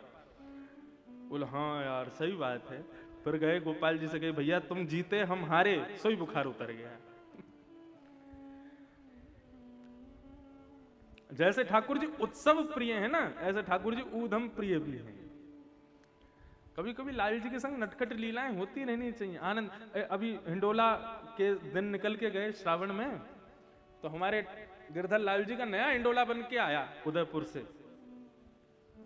पहली बार जब उसमें विराजमान हुए तो आए थे कई सारे संत भी आए, घर परिवार के कुछ लोग भी थे, बाहर के कुछ वैष्णव जन भी थे। सब लोग झूला झुला रहे। तो झूला कैसे झुला में, सब लोग ऐसे धीरे धीरे झूला में। और मैं बहुत देर से देख रहा था, पंखा कर रहा था ठाकुर जी को। मैंने कि रुक जाओ मेरी बारी आने दो। सब तो झूला झूला झूला करके नेक ने खिलामे ठाकुर जी को, और थोड़े थोड़े झूला झूला के सब बैठ गए। जैसे ही मेरी बारी आई, मैंने 2 अंटी तो रस्सी के हाथ में बांधी और फिर खींचना शुरू किया जोर जोर से। आगे जाओ मैं, पीछे जाओ मैं, आगे जाओ मैं। 2-4 की नजर पड़ी, अरे महाराज जी ने धीरे झुलाओ, ठाकुर जी डर जाएंगे। मैंने कि इसीलिए तो तेज झुला रहे हैं ताकि ये डरें और इनकी चीख निकले, अरे भाई ने धीरे कर। मैंने वो चीख सुनना चाहता हूं मैं, इसीलिए तो जोर से झुला रहा हूं, ताकि एक बार सुनाई तो दे, ये बोले कि नहीं धीरे झुला। मैंने हम तो सुनना ही चाह रहे हैं। ऐसे अपने निज ठाकुर जी के साथ कभी कभी आनंद किलोल किया करो। क्यों आए हैं वो घर में? केवल आपकी अलमारी बैठने के लिए? दिन रात आपकी दीपक घुमाते रहो तो पूरी दुनिया वही कर रही है, आपने क्या विशेष किया? अपने ठाकुर जी के संग आनंद किलोल किया करो। और एक बात स्पष्ट कर दूं, फिर यदि कुछ अनुभव हो किसी को बताना मत। वो अनुभूति अपने पास ही रखना। अनुभूति शेयर करने का विषय नहीं होता। अनुभूति कोई इक्का दुक्का बता दो ताकि सामने वाले का विश्वास जगे, बाकी नहीं तो अनुभूतियां अपने पास रखो, किसी से मत कहो। हमारे ब्रज के एक ठाकुर जी, अच्छा ठाकुर जी की लीला बड़ी विचित्र है। ये ऊधम कैसे मचाते हैं? ऊधम बाकी के तो है ही हैं, ये आपके नियम को तोड़वाएंगे, ये इनका विशेष ऊधम है। जो आपका नियम बना हुआ है ना कि मैं रोज इतना पाठ करूंगा, मैं रोज इतनी माला करूंगा, रोज नहा करके ये करूंगा, उन नियमों में जो विक्षेप आते हैं ना, ये समझना ये ठाकुर जी के ऊधम है। साधारण मानव क्या समझता है? कोई अपशगुन हुआ इसलिए मेरा नियम पूरा नहीं हुआ। लेकिन वैष्णव क्या सोचता है? ये जरूर लाला की करामात है, वही नहीं करने दे रहा है। ये नियमों में ही विक्षेप डालते हैं। तो एक महात्मा रहते थे यमुना जी के तट पर, नामनिष्ठ। वो कथा इतनी नहीं सुनते थे, मंदिर में दर्शन इतना नहीं करते थे, लेकिन नाम बहुत जपते थे। ठाकुर जी का नाम स्मरण खूब करते थे। और दिन में एक बार केवल ब्रजवासियों के घर जाते और भिक्षा मांगते। भिक्षा में जो मिल जाता उसी को पा करके और अपना निवृत्त होकर के फिर भजन करने लग जाते। बस यही करना। आज भी हमारे वृंदावन मथुरा में ऐसे कितने संत हैं, एक समय भोजन करते हैं केवल। और वो भोजन भी कैसे? एक तो होता है सूखी सामग्री, आटा दाल चावल ले गए, स्वयं बना के खा लिया, ये तो फिर भी साधारण है। अति तो ऐसे संत हैं, वो घर जाएंगे और घर के ब्रजवासियों घर के बाहर जाकर के अंजलि फैलाएंगे, और उस अंजलि में एक बार में तुम जितना दे दोगे केवल उतना ही पाएंगे। इसको कहते हैं मधुकरी। आधी रोटी में सब्जी चटनी चावल दाल सब लगा करके उस आधी रोटी को पा लेते हैं और भजन करते हैं। अन्य स्थानों पर उच्छिष्ट खाना मना है, लेकिन हमारे ब्रज में यदि ब्रजवासियों का उच्छिष्ट खा लिया जाए तो कहते हैं भक्ति और तीव्र हो जाती है और ज्यादा बढ़िया श्रेष्ठ हो जाती है। वृंदावन शतक में तो कहते हैं, भ्रातः तिष्ठ तले टले विटपिनाम ग्रामेषु भिक्षामटः स्वच्छंदम पिबयामुनम जलमलम चीराणि कंथाम कुरु सम्मानम कलयाति घोर गरलम नीचप्पमानम सुधा श्री राधा मुरली रवो ब्रज सखे वृंदावनम मात्यज। वृंदावन में रहो तो कैसे रहो? अरे जहां पर परमात्मा भी अपनी प्रभुता छोड़ देता है, तुम वहां पर भी यही सोच के जा रहे हो मैं सेठ हूं, मैं साहूकार हूं, मैं इतना बड़ा उद्योगपति हूं। ब्रज में रहो तो कैसे रहो? तो कहते हैं भ्रातः तिष्ठ टले टले विटपिनाम ग्रामेषु भिक्षामट। घर घर जाकर के भिक्षा मांग करके भोजन करो, किसी होटल पे मत खाना वृंदावन में जाओ तो। एक बार प्रयास करके देख लेना। मैं तो बहुत कभी कभी मन में आता मैं ऐसा करके देखूं, लेकिन अब मैं किसी के यहां जाऊंगा भिक्षा मांगूंगा तो वो पूरी थाली ही खवाएंगे मुझको, इसलिए मैं तो संभव नहीं मेरे लिए। आप लोग कर सकते हो, किसी बढ़िया किसी भजनानंदी ब्रजवासी का, ब्रजवासी सब भजनानंदी होते हैं, किसी भी ब्रजवासी के यहाँ चले जाना, गेट खटखटाना, गेट खोल के बोले कावे हो भैया कैसे आए हो, ऐसे ही बोलेंगे ब्रजभाषा में। तो उसको यही कहीं हो बेटे, नहीं आपके घर को जो तिनका प्रसादी बच्चों हो वो दे दो, और आपके हाथ में लाके जो वो धर देना आपकी अंजलि में, उसको तुरंत पा लेना, और उसको पाने के तुरंत बाद यमुना के तट पर जाना, यमुना जल को सिर से लगा करके नेत्र बंद करके श्यामा शाम का स्मरण करना। आप मुझे याद करोगे फिर, क्यों? क्योंकि तत्क्षण आपके हृदय में ठाकुर जी प्रकट हो जाएंगे और फिर विस्मृति नहीं होगी। हमारे वृंदावन में ध्यान की अति उत्तम क्रिया है, ब्रजवासियों की यहाँ की मधुकरी पाओ और ठाकुर जी का स्मरण करो। ग्रामेषु भिक्षामट स्वच्छंदम पिबयामुनम जलमलम, प्यास लगे तो यमुना जल का पान कर लेना। और चीरानी कंथाम कुरु, बढ़िया सुंदर कलबदार कपड़े मत पहनो, 5, 10, 15 चीर इकट्ठे करके एक बढ़िया सा कपड़ा बना लो, वो पहन के रहो। अब देखो चीर पहन के तो रहोगे नहीं, इसलिए क्या करो, बोले साधारण वेशभूषा में रहो, साधारण वस्त्रों में रहो। जब आप इस प्रकार का जीवन जियोगे, ब्रजवासियों के यहाँ का मांग करके खाओगे, यमुना का जल पियोगे, साधारण रूप में रहोगे, तो फिर क्या होगा, बोले वृंदावन के लोग आपका बहुत सम्मान करेंगे। बस उस सम्मान से बचना। सम्मानम कलयाति घोर करलम, वो विष के समान है, उसको मत लेना। और यदि कोई आपको आकर के कहते अरे ढोंगी, अरे पाखंडी, तो नीचप्पमानम सुधा, उसको समझ लेना, आहा इसने मुझको 2 शब्द खराब बोल दिए, अब मैं ठाकुर जी के और समीप पहुंच गया। मैं जहां रुका हूं आपके घर पर गोल बाजार है, गोल घर, हाँ, तो वहां जहां हम रुके हैं, वहां मैं एक दिन रात में विश्वनाथ का दर्शन करके आ रहा था, तो हमारे वेद पंडित जी ने एक बंगला दिखाया। वहां छोटी सी गली में बढ़िया बढ़िया कोठी बनी है, पुश्तैनी मकान लोगों के, तो एक घर दिखाया, उस घर के नीचे शेर बैठे थे, बोले शेर वाली कोठी है। मैंने कहा अच्छा। बोले महाराज जी इसके ऊपर एक सेठ जी बैठते थे, बढ़िया कुर्ता पजामा पहन के कलब का, और पान खाते और नीचे से आने वालों पर कर देते। मैंने कहा क्यों? बोले फिर वो नीचे व्यक्ति जो बढ़िया कपड़े पहन के जाता उस पर थूक देते, फिर वो व्यक्ति उनको 100 गाली देता, और गाली देते देते देते देते जब थक जाता, तब वो अपने कर्मचारियों को बोलते अब सुनो इसको लेके आओ, इसको नहलाओ धुलाओ बढ़िया से, इसको बढ़िया सुंदर पवित्र कपड़े पहनाओ और ला करके इसको खूब सारा धन धान्य लेकर के भेज दो।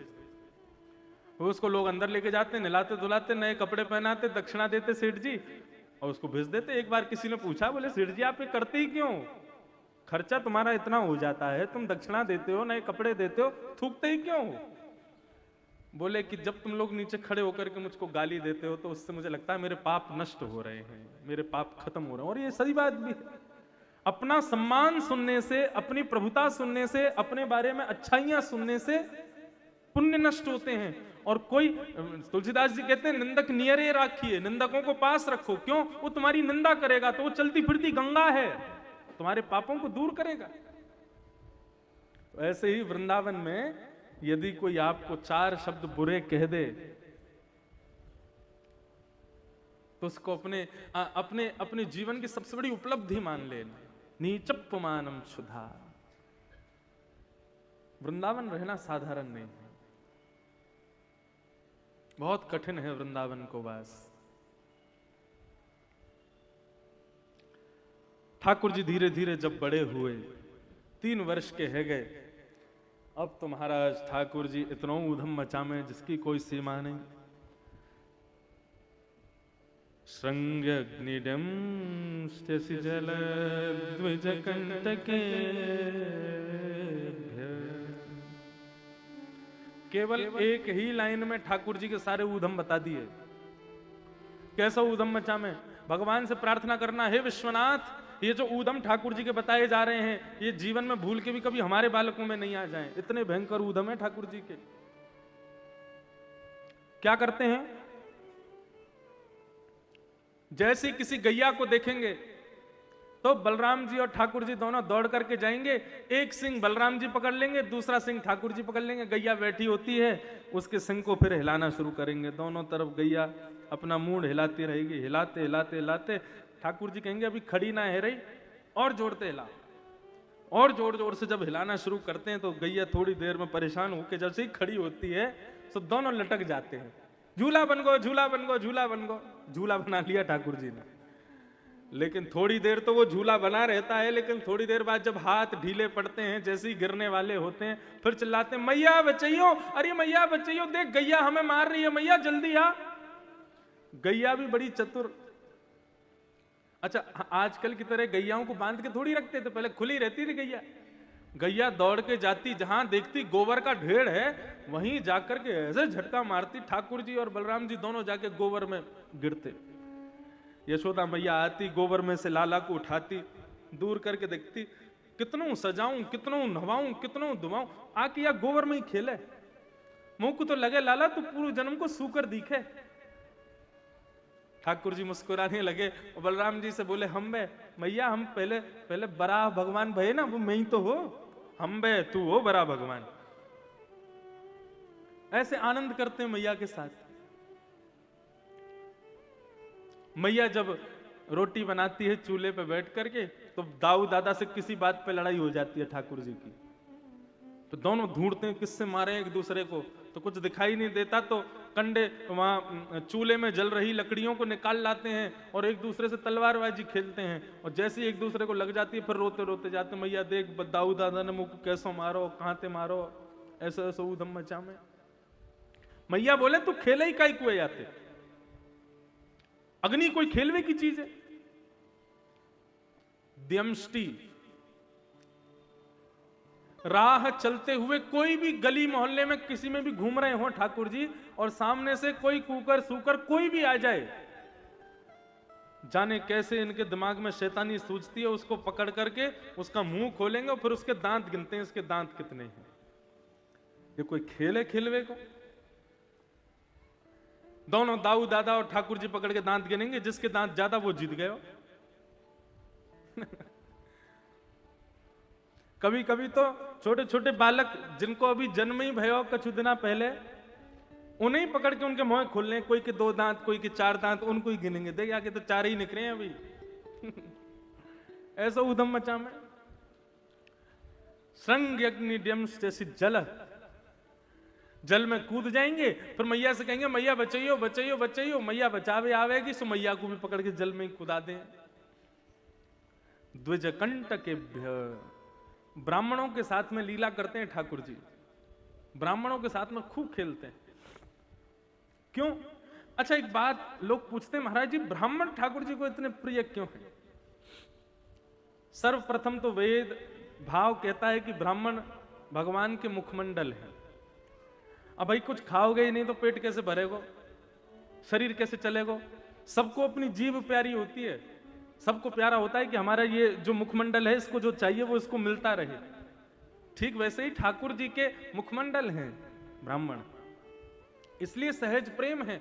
दूसरा, ब्राह्मणों का स्वरूप बड़ा मधुर लगता है ठाकुर जी को, तिलक वगैरह लगा के रहेंगे, बढ़िया लंबी चोटी रखते हैं, धोती वोती पहन के रहते हैं, मतलब जैसे ठाकुर जी रहते हैं वैसे ब्राह्मण रहते हैं, इसलिए ठाकुर जी को अति प्रिय है। फिर ब्राह्मण का एक स्वभाव होता है कि ब्राह्मण द्वंद्वी नहीं होता, ब्राह्मण मुख से लड़ लेगा, ब्राह्मण वाद संवाद कर लेगा, लेकिन ब्राह्मण हिंसा से सदैव बचता है, हिंसा नहीं करता ब्राह्मण। इसलिए राष्ट्र का राजा सदैव क्षत्रिय को बनाया गया, ब्राह्मण को नहीं बनाया। क्यों? ब्राह्मण हिंसा से दूर रहता है, हिंसा से उसके हृदय में पीड़ा होती है, इसलिए ठाकुर जी को प्रिय है ब्राह्मण। कई भाव हैं ब्राह्मण क्यों प्रिय हैं, तो ठाकुर जी उनके साथ में लीला करते हैं, उनके साथ में खेलते हैं। कैसे खेलते हैं? ठाकुर जी आज सवेरे सवेरे आते हैं, अपने सब ग्वाल बाल मंडली से कहते हैं कि भैया आज से हम सब लोग हवन करेंगे। ग्वाल बाल सब कहते हैं लाला काय बात को हवन होएगो?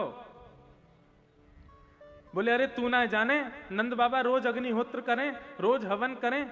मैंने सुनी है अग्निहोत्र करवे वाले को मनवांछित वस्तु मिले। मधुमंगल श्रीदामा बोले तो भैया लाला हम हवन करके कहां मांगेंगे? बोले हम हवन करके मांगेंगे कि एक सुंदर सी बहू हम सबन को मिल जाए, सुंदर सुंदर बहू हमारे घर में आ जाए।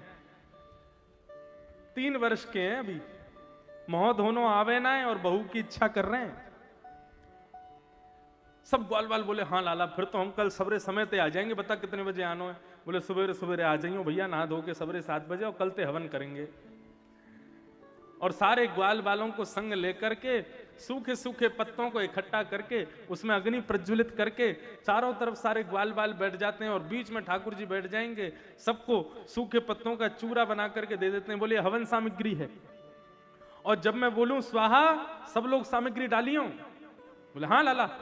बोले नेक भी चूक मत जाइयो, अगर मैंने कही स्वाहा और तू नेक लेट भयो डारवे में तो फिर देखियो तेरी काणी बहू आवेगी, एक आंख नहीं होगी बाकी। संग में डालनो। सब रे ग्वाल बाल बिल्कुल उत्साहित बैठे, बोले लाला जैसी तू कहेगो तुरंत डालेंगे। बोले नहीं पहले भी नहीं डालनो, पहले ही डाली तो लंगड़ी बहू आवेगी, संग में ही डालनो है। सब ग्वाल बाल आनंदित हो रहे हैं। आहा, ये त्रिलोकी नाथ की लीला है। ठाकुर जी अब ऐसे ही मुंह चलाते हैं, स्वाहा, सब बालक डालेंगे स्वाहा स्वाहा स्वाहा। देख तू धीरे डाल लो, प्रमोद मत कहियो तेरी बहू अगर विचित्र आवे तो। सब आनंद कर रहे हैं। यज्ञ पूर्ण भयो, यज्ञ पूर्ण हेवे के बाद में पूर्ण आहुति वही, सबन से ठाकुर जी गले मिले। अब तो सब ग्वाल बाल कहने लगे, बोले लाला यज्ञ तो पूर्ण है गयो, कछु शेष तो ना रह गयो? बोले भैया एक चीज शेष रह गई है। बोले कहा? बोले ब्राह्मण भोजन, यज्ञ के बाद में ब्राह्मण भोजन होना चाहिए। ब्राह्मण भोज तो अभी भयो नहीं। मधुमंगल श्रीदामा अपने सारे सखान को लेकर के ठाकुर जी बोले चलो अब ब्राह्मणन को न्योता दे के आमे।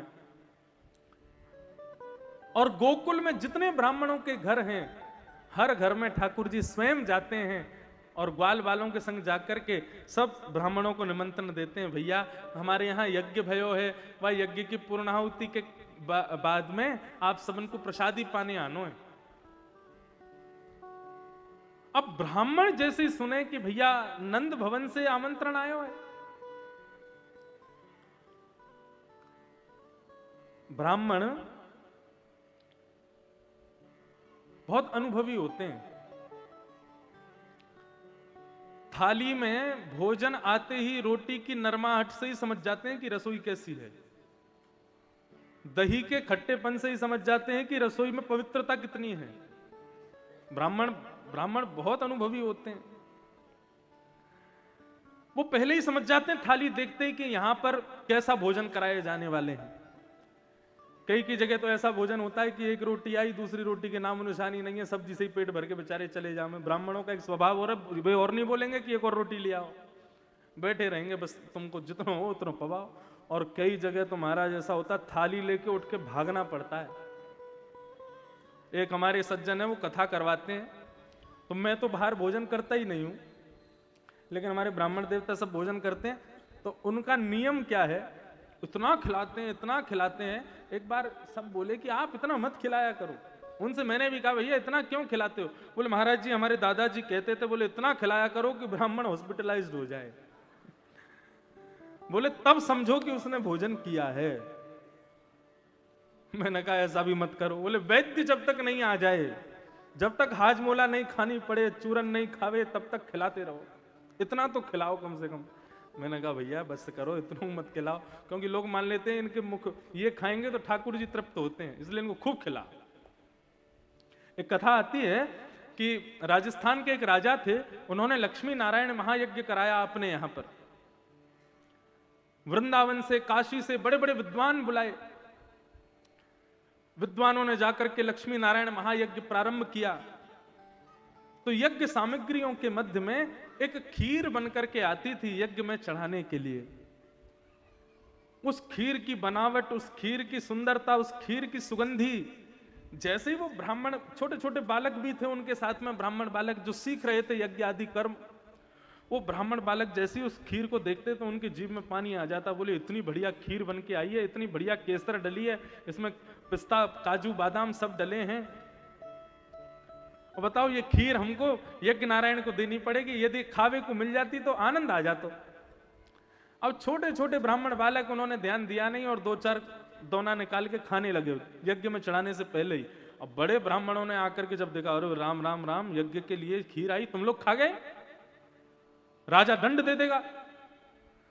अब बड़े बूढ़े जो थे ब्राह्मण, उन्होंने मन में विचार किया, बोले कि अब ये खा तो गए हैं, झूठी तो ये हो ही गई है, ठाकुर जी को तो चढ़ेगी नहीं, चलो हम भी खा लेते हैं।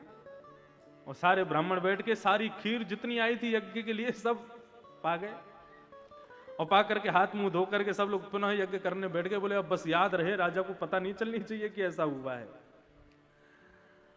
अब ये करके ब्राह्मण तो यज्ञ में बैठ गए थे। रात्रि का समय हुआ, राजा जैसे ही शयन करने के लिए गए तो शयन करते ही राजा के स्वप्न में लक्ष्मी नारायण भगवान नृत्य करते हुए प्रकट हो गए। नृत्य कर रहे हैं, आनंद कर रहे हैं, और राजा की भूरी भूरी प्रशंसा कर रहे हैं। प्रातः काल का समय हुआ, राजा जैसे ही उठा तो उसने देखा उसकी पत्नी भी उठ गई है, बैठी है। दोनों इतने प्रसन्न। बोले देवी तुम इतनी प्रसन्न क्यों हो? बोले आप बताओ आप इतने प्रसन्न क्यों? बोले रात्रि में सपना देखा। वो बोली मैंने भी देखा। बोले क्या देखा सपन में? बोले मैंने तो लक्ष्मी नारायण को देखा। बोले मैंने भी लक्ष्मी नारायण को देखा। बोले तुमने प्रसन्न देखा? बोले अरे नृत्य कर रहे थे। दोनों को एक सा सपना आया। राजा बोला देवी हो ना हो हमें लगता है लक्ष्मी नारायण भगवान ने हमारा यज्ञ स्वीकार कर लिया है। चलो आज चलते हैं, ब्राह्मणों को प्रणाम करके आते हैं और धन्यवाद कह के आएंगे कि आपने ऐसा यज्ञ किया, ठाकुर जी ने स्वीकार कर लिया। ब्राह्मण सब यज्ञ करने बैठे, इतने में ही बाजे बजने लगे, सावधान घोष होने लगा। बोले सावधान राजा पधार रहे हैं। ब्राह्मणों के तो भीतर धड़कने तेज हो गई। बोले कहीं राजा को किसी ने बता तो नहीं दिया कल की खीर हम खा गए थे। राजा सीधा तलवार से गर्दन काट देगा, आज तो बहुत बुरा होगा। बोले भैया एक काम करो, राजा आकर के पूछे तो पहले ही बता देना हमने क्या किया। राजा आया और आकर के महाराज सब ब्राह्मणों को प्रणाम करते हुए कहा कि महाराज कल के यज्ञ में कुछ विशेष हुआ था क्या? बाकी के दिन यज्ञों साधारण थे लेकिन कल के दिन कुछ विशेष हुआ था क्या? ब्राह्मण सब रोने लगे। बोले राजा क्षमा कर दो, हमसे बहुत बड़ा अपराध हो गया, कल हमने बहुत बड़ी गलती कर दी। बोले क्या हो गया?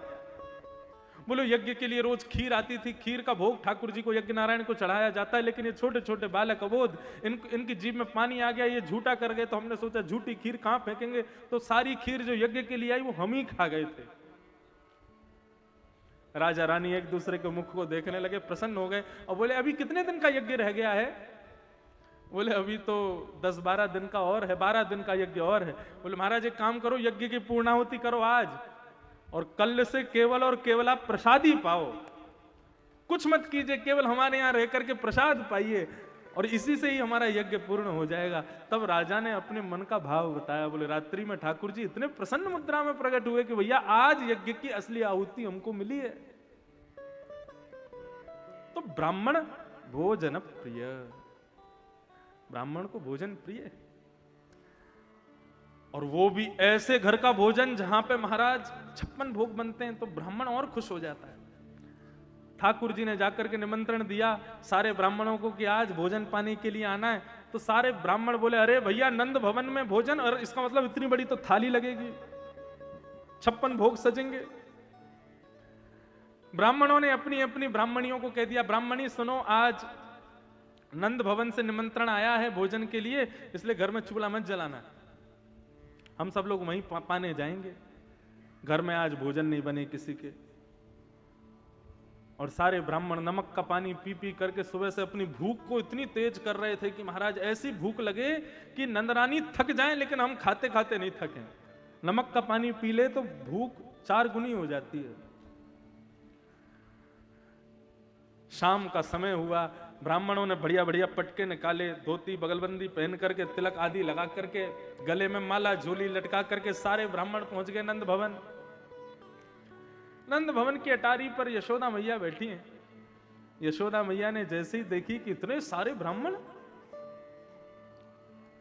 नीचे उतर करके आई, आकर के सब ब्राह्मणों को प्रणाम किया और कहा, भगवान आज हमारी कुटिया पर इतने सारे ब्राह्मणों का आगमन कैसे हुआ? अब किसी को निमंत्रण दे दो भोजन का और वो व्यक्ति भोजन छोड़ करके घर की रसोई बंद करवा करके तुम्हारे यहां आवे और तुम उससे पूछो हमारे यहां कैसे आना हुआ, कितना बुरा लगेगा उसको।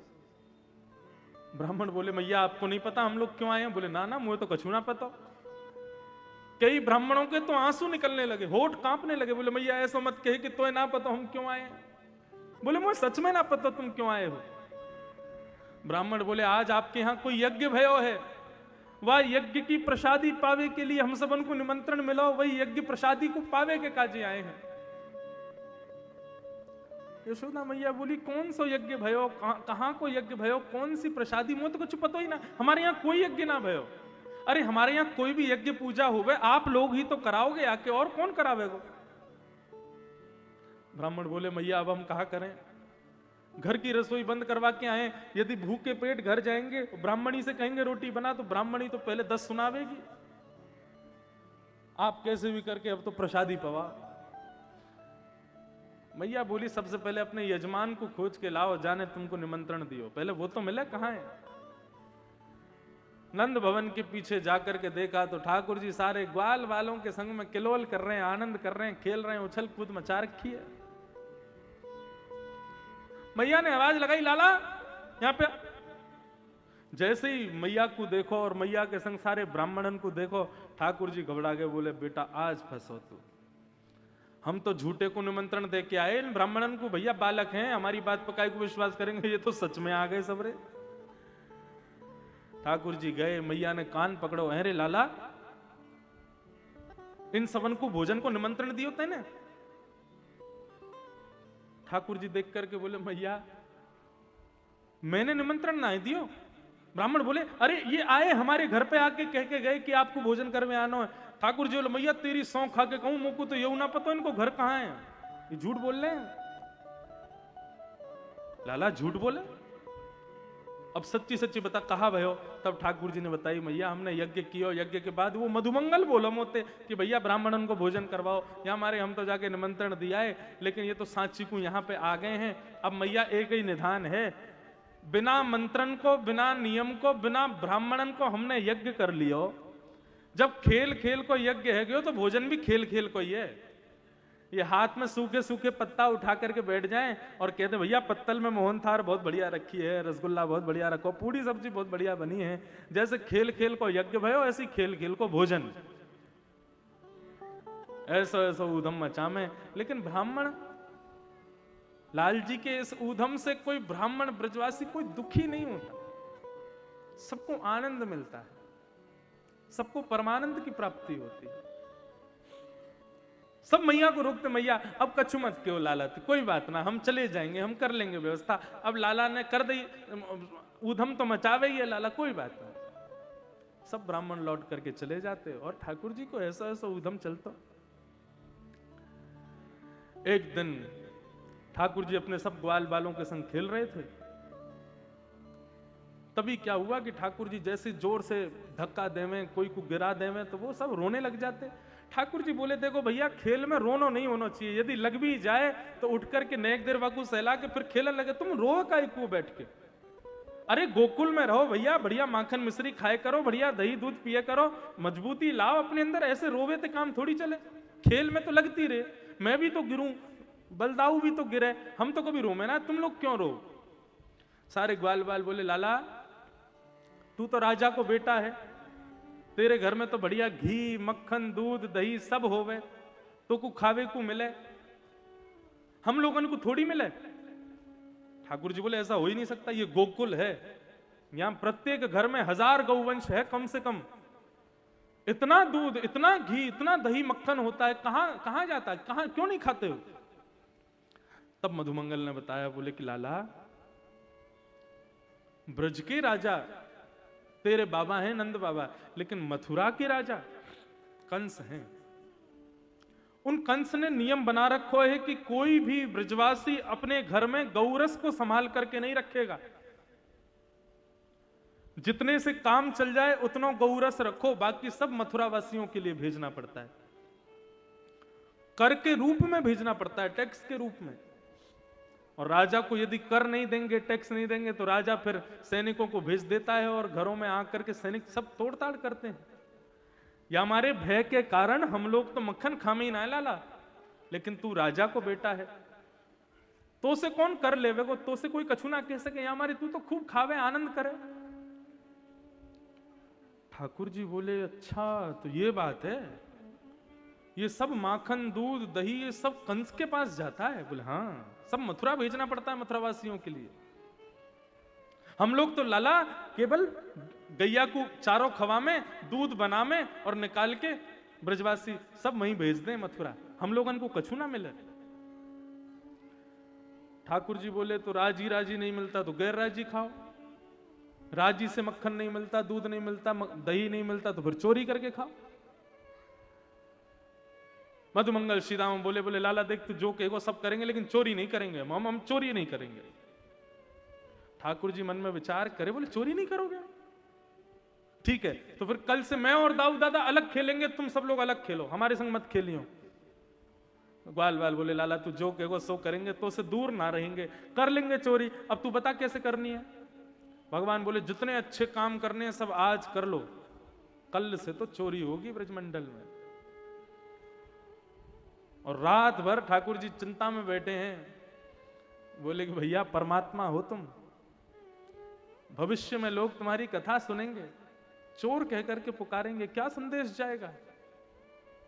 लेकिन तब ठाकुर जी ने यह भाव बताया कि असद वस्तु सद वस्तु यदि असद व्यक्ति के पास जाती है और उस सद वस्तु को असद व्यक्ति से बचाने के लिए उसको चोरी करनी पड़े, तो उसमें चोरी का भय, चोरी का पाप नहीं है। सद वस्तु असद व्यक्ति के पास नहीं जानी चाहिए, इसका विचार करो बस। दूध दही घी ये गौरस, इस पर अधिकार ब्रजवासियों का है, इस पर अधिकार उनका है जो गौ पालन करते हैं। और इसको खाता कौन है, इनको सेवन कौन करता है? वो मथुरावासी, वो राक्षस कंस, जिसका अधिकार नहीं है। इसलिए उससे बचाने के लिए यदि हमको चोरी करनी पड़ेगी तो हम करेंगे, लेकिन गौरस अब मथुरा नहीं जाएगा। और अगले दिन ही ठाकुर जी ने अपनी रजिस्टर्ड एक संस्था बना ली, बाल गोपाल चौर प्रचार प्रसार मंडल, और अपने सारे छोटे छोटे ग्वाल वालों को किसी को इसका अध्यक्ष बना दिया, किसी को उपाध्यक्ष बना दिया, किसी को कोषाध्यक्ष बना दिया। और जैसे ही कोई नया बालक जन्म लेता गोकुल में तो ठाकुर जी कहते चलो नया सदस्य तैयार हो रहा है, 3 साल बाद इसको भी दाखिल कर लेंगे। और दूसरे दिन से ठाकुर जी ने चोरी करना प्रारंभ किया। सबसे पहली चोरी ठाकुर जी ने अपने ही घर में करी। सबसे पहले भगवान बोले practice makes man perfect, practice से आदमी परफेक्ट होता है, सबसे पहले प्रैक्टिस अपने घर में ही कर लो। सो बंधुओं आज क्या हुआ, अच्छा ठाकुर जी नित्य सोते हैं और उठते कब तक नहीं है, बोले जब तक मैया नहीं उठावे। नंद बाबा उठ जाएंगे, दाऊ दादा उठ जाएंगे, यशोदा मैया उठ जाएंगी, सब उठ करके काम वाम में लग जाएंगे, लेकिन लाला चद्दर ओढ़े सोते ही रहे बस। ब्रज में ठाकुर जी ने अपनी नींद पूरी करी है, फिर मैया आवेगी, मैया आकर के पाम दबावे, एक देख तू तो सो रहा है और बलराम कहा कर रहा हो तेरे सबरी गैयान ने खोल के और वन में लेके जा रहा है। और जैसे ही ठाकुर जी सुनते हैं बलराम मेरी गैयाल ने लेके वन में जा रहा है, इतने में ठाकुर जी चदरिया हटा में और उठ करके सीधे आंखन को मीड़ करके भागेंगे गौशाला की ओर, और गौशाला में जाके जैसे ही देखें गैया वहीं पे बंधी भई है सबरी, मैया उठा दियो तेने में, तब मैया लेके आवे दूध और दूध को भोग लगा के फिर लाला की नजर उतारे, आरती करे, लाला उठ गए। ऐसे उठे ठाकुर जी। लेकिन आज ठाकुर जी मैया से पहले ही उठ गए और पहले ही उठ के मन में विचार कर रहे हैं, बोले कन्हैया आज चोरी करनी है। ठाकुर जी के चरणन में नूपुर बंधे हैं। ठाकुर जी जैसे ही उठे तो जिस जा कक्ष में ठाकुर जी सोमे वाकी एक खिड़की रसोई घर में वो जावे, तो जैसे ही ठाकुर जी उठे उनके नूपुरन की आवाज आवे तो यशोदा मैया को सुनाई दे जाए और यशोदा मैया दौड़ के आ जाए ठाकुर जी के पास। लेकिन आज ठाकुर जी मन में विचार कर रहे हैं, बोले लाला ये नूपुरन की आवाज कैसे रोकेगा। तो ठाकुर जी इतनी सुंदर छवि है, ठाकुर जी खड़े होते हैं और खड़े होकर अपने दोनों हाथन से नूपुरन को पकड़ लें कि इनकी आवाज नहीं हो, और फिर हाथ पैर दोनों ऐसे एक संग पकड़ के फिर ठाकुर जी खिसक खिसक के चल रहे हैं और चल करके जाते हैं गौरस भंडार में। और गौरस भंडार में जहां दूध मक्खन घी दही सब रखा है, वहां जाकर के ठाकुर जी सहज होते हैं और सहज होकर के एक मक्खन को ढक्कन खोलें और जैसे ही मक्खन खाना शुरू करें आनंद आ जाए। ठाकुर जी कहें मैया रोज मक्खन खवावे, लेकिन चोरी ते खावे को आनंद अलग ही है। या में जो स्वाद आ रहा हो वो कभी मैया के भावते ना आवे। इतने में ठाकुर जी ने सामने एक प्रतिबिंब, अपना ही प्रतिबिंब देखा, और उस प्रतिबिंब को देख करके ठाकुर जी अपने ही प्रतिबिंब से बात कर रहे हैं। श्रीमद् भागवत में वर्णन है ये, ठाकुर जी अपने प्रतिबिंब। यदि लीला स्वरूप की बात करूं, लीलामृत की बात करूं, माताएं जिनके ये बालक हैं थोड़े देखो ऊधम मचा लें ठीक है, लेकिन आवाज करते हैं तो मेरा ध्यान थोड़ा भटकता है, इसलिए मैया थोड़ा ना एक बालकन को समझाओ।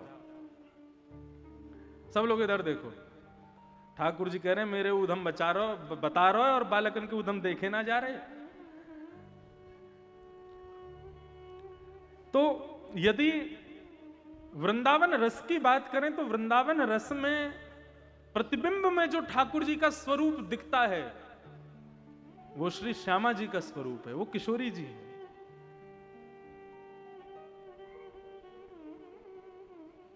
बहुत ध्यान से सुनिए सब लोग, यहां देखिए। भैया शांत करो बस, मारियो मत बालकन को, हाँ शांति से बैठा लो बस। हमारे यहां नियम है, जब ठाकुर जी का श्रृंगार हो जाता है तो श्रृंगार के बाद ठाकुर जी को आरसी दिखाई जाती है। तो आरसी दिखाने का मतलब क्या है? ठाकुर जी स्वयं को नहीं देखते हैं, आरसी में सारा श्रृंगार उल्टा हो जाता है, और उल्टा होते ही वो स्वरूप श्री किशोरी जी का हो जाता है, श्री राधा रानी का हो जाता है। ठाकुर जी आरसी में किशोरी जी का दर्शन करते हैं। और दूसरा भाव यह है कि ठाकुर जी का जो स्वरूप है वो श्याम सुंदर है, लेकिन जो श्रृंगार है वो किशोरी जी हैं। आपके लड्डू गोपाल जिनको आप सुबह नहलाते हो श्रृंगार सारा उतार के, तो जिस समय नहलाते हो उस समय वो लड्डू गोपाल है, लेकिन जब आप उनका श्रृंगार कर देते हो ना उस समय वो राधा रानी उनके ऊपर आ गई हैं, वो श्रृंगार किशोरी जी हैं। बहुत भाव है, अब ये भाव पक्ष में चला गया ना तो फिर अलग विचित्र कथा होगी, फिर उसके लिए वैसे ही श्रोता चाहिए।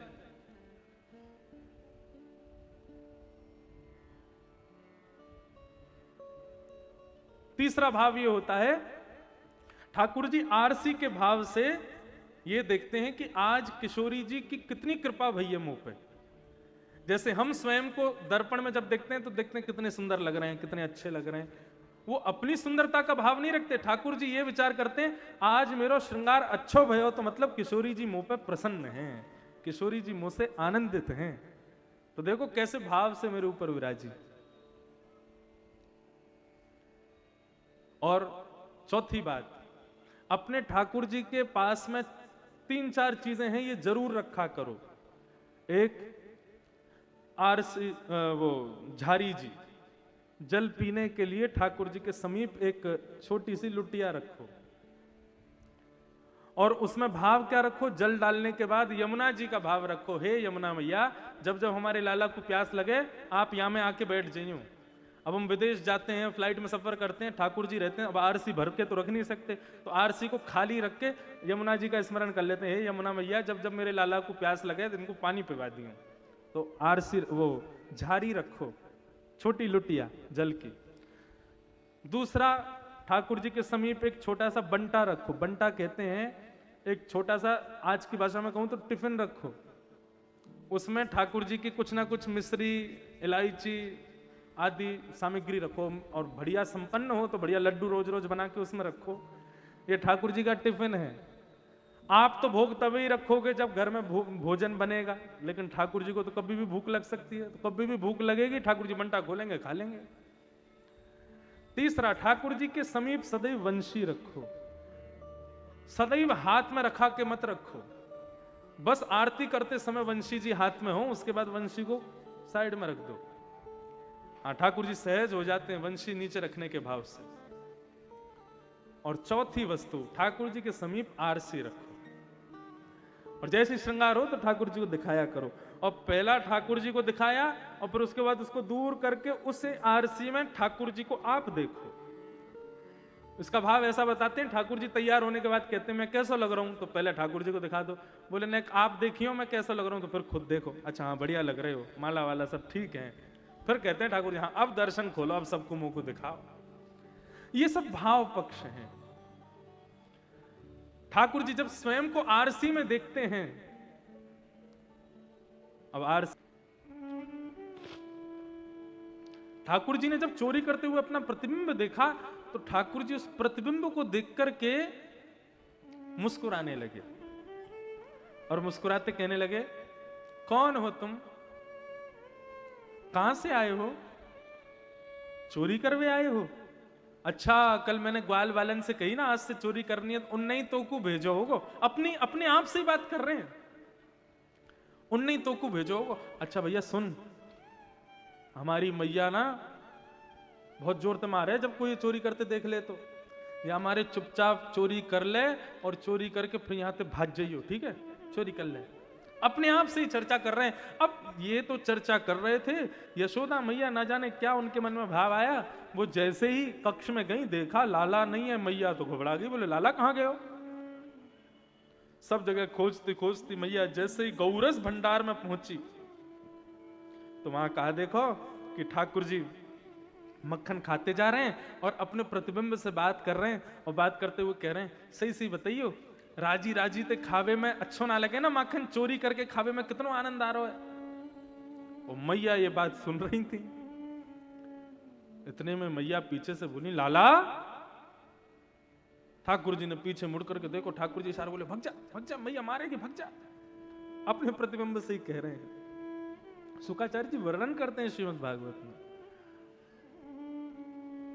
मैया बोली लाला कहा कर रहा है, ये चोरी चोरी की बात कौन ते कर रहा हो तू, और ये मक्खन कैसे खा रहा हो चुपचाप बैठ के कोने में अंधेरे में। ठाकुर जी तुरंत कहते मैया देख आज मैंने एक चोर पकड़ो, मैंने एक चोर पकड़ो। सब लोग इधर देखो कथा सुनो।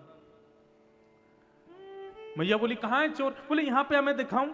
जैसे ही मैया ठाकुर जी के पास आई तो ठाकुर जी अपना प्रतिबिंब दिखाते हैं, देख मैया वो बैठो चोर, देख मक्खन खा रहा है, हाथ में मक्खन लगाओ, मुंह पे मक्खन लगाओ, नाक पे मक्खन लगाओ। मैं यहां से बहुत देर से समझा रहा हूं कि भैया तू भाग जाए, यहाँ से मेरी मैया पता चल जाएगी तो बहुत मारेगी, लेकिन ये मेरी बात सुन ही नहीं रहो, चोरी कर रहा हो सामने बैठ के। यशोदा मैया बोली तू मोह बनावे लाला, तो पता ये कौन है ना। मैया मोह ना पता, तो पता कौन है। बोले दारी के तू ही है ये।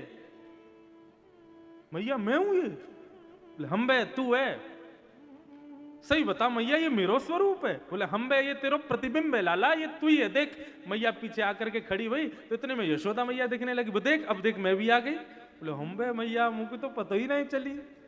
मैया तेने मुझको बताई नहीं कि मैं इतना मलूक लगूं, देखियो कितना सुंदर लग रहा हूं मैं तो मनी मन यूं सोच रहा हूं इतना मलूक बालक कौन को है। हमारे वृंदावन में सुंदर को कहते हैं मलूक। मैं तो इतनी देर से यूं सोच रहा हूं इतना मलूक बालक कौन को है। मैया तेने मुझको नहीं बताई मैं इतना मलूक हूं, चल जल्दी से काजर लगा दे, मेरी नजर उतार, मेरी नजर लग जाएगी मुझको। मैया ने पकड़े कान, बातन न बनावे। ठाकुर जी जैसी बात पटुता नहीं है किसी में, इतनी बात बनाते हैं छोटे से। मैया ने पकड़े कान, सही सही बता लाला तू चोरी कर रहा। मैया ना मैं चोरी ना कर रहा हूं, तो क्या कर रहा हूं। थोड़ी देर सोचने लगे। मैया बोली सोच कर रहा हो, जल्दी बता कहा कर रहा हो। बोले मैया वो बात ऐसी है, देख तेने मेरे हाथ में कंगन पहनाए हैं ना। बोले हाँ ये पद्मराग की मणि के कंगन हैं। बोले हाँ। बोले जब मैं इनको पहन करके धूप में जाऊं, धूप की किरण जब इनमें पड़े ना तो मेरी हाथ में बड़ी जलन होवे। बोले अच्छा फिर।